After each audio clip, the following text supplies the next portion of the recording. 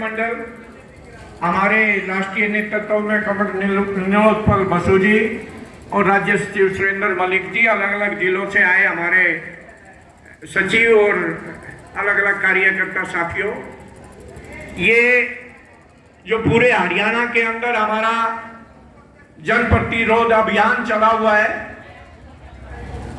जिसकी शुरुआत हरियाणा के अंदर 4 जोनों के स्तर पर की गई है। पहली जोन की रैली जींद के अंदर प्रभावशाली बड़ी रैली हुई, उसके बाद दूसरी रैली हिसार के अंदर हुई और तीसरी ये हमारी यहाँ करनाल के अंदर जन प्रतिरोध रैली होने जा रही। साथियों, जब से देश की सत्ता पर भाजपा नेतृत्व वाली जो फासिस्ट सरकार देश की सत्ता पर भी, हरियाणा की सत्ता पर भी लगातार पिछले 8 सालों से काबिज है, तब से ही देश की बर्बादी का रास्ता शुरू हो गया।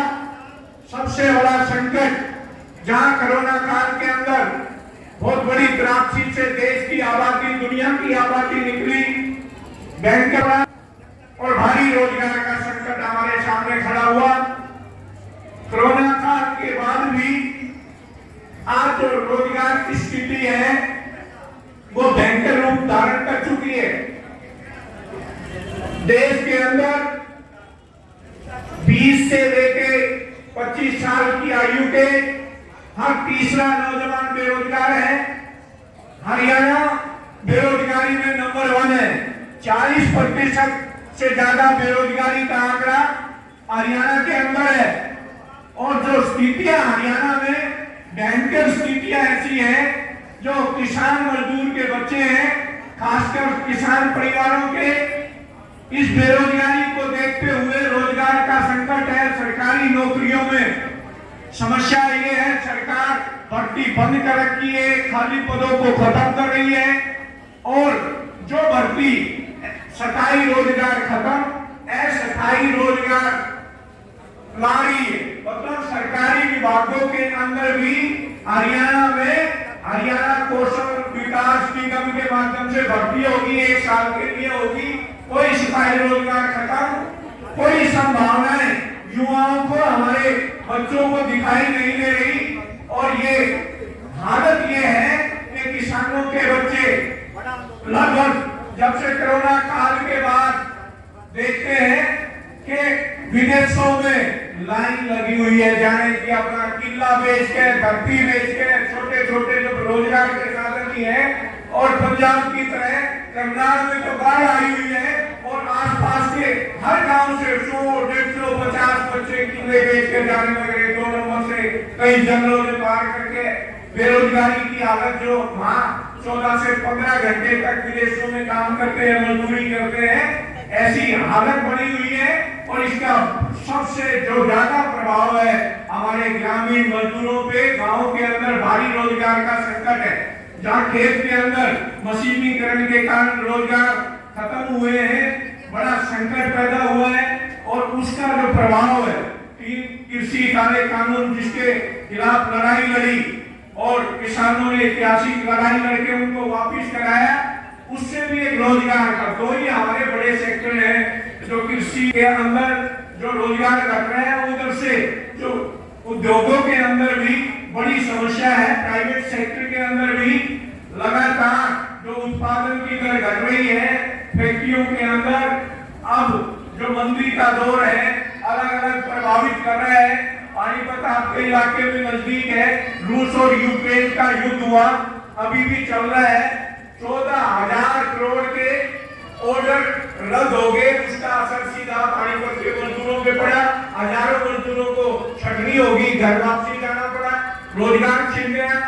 ऐसे ही ग्रामीण क्षेत्र के अंदर, खेतों के अंदर आज जो रोजगार था 2 फसलों पे मिला के केवल 35-40 दिन का रोजगार बचा है, वहां भी बड़ा संकट है। परिवार पालन पोषण के लिए इसको लेकर जो लगातार मार्क्सवादी कम्युनिस्ट पार्टी आमता का जो मेहनत का तबका है, इस बढ़ते बेरोजगारी के खिलाफ रोजगार की मांग को लेकर अलग अलग गांवों के अंदर, अलग अलग बस्तियों के अंदर जन अभियान की तरह जाए और सरकार की इन जन विरोधी नीतियों के चलते जो ये बेरोजगारी बढ़ी है, जो संकट है, हर चीज महंगाई इतनी बढ़ गई और महंगाई के अनुसार मजदूरों की ना तो मजदूरी बढ़ी ना तनख्वाहें बढ़ी, घर में परिवार में घर चलाना, पालन पोषण करना बड़ा संकट बढ़ता जा रहा है। अपने भविष्य की जो बच्चों की चिंताएं हमारे सामने है, एजुकेशन का भी भट्टा बिठा दिया है। तो इन सारी मुद्दों को लेके जन प्रतिरोध जो सभा आज हम करनाल में आयोजित कर रहे हैं, ये इस जन प्रतिरोध रैली का संदेश यही है कि ये हमारा जो देश की मेहनत कर जनता है उसको संगठित करने के लिए, इस सरकार को उखाड़ फेंकने के लिए आने वाले 2024 के चुनाव में बेरोजगारी बढ़ती, महंगाई और जो जनता हित के मुद्दे हैं वो प्रमुखता से अभियान की तैयारी को लेके हम सभी यहाँ जो आज सभा में हमारे साथी अलग अलग जिलों से महिलाएं पुरुष साथी आए हैं, ये हर घर तक दस्तक देते हुए इन मुद्दों को उठाते हुए जनता की जन समस्याओं को, शिक्षा की, स्वास्थ्य की, रोजगार की, इन मुद्दों को उठाते हुए जनता के बीच जाएंगे और इस संघर्ष को तेज करेंगे। इस जन संघर्ष को तेज करते हुए ही शोषण से मुक्ति मिलेगी और देश के अंदर जो मेहनत करने वाले लोग हैं उनके भविष्य के लिए एक रास्ता खुलेगा। रोजगार की मांग का, बेरोजगारी से लड़ने का, महंगाई कम होगी। इस लड़ाई को, संघर्ष को तेज करते हुए हम आगे बढ़ी चर्चा के साथ अपनी वाणी को विराम देता हूँ। जय संघर्ष देश का, धन्यवाद।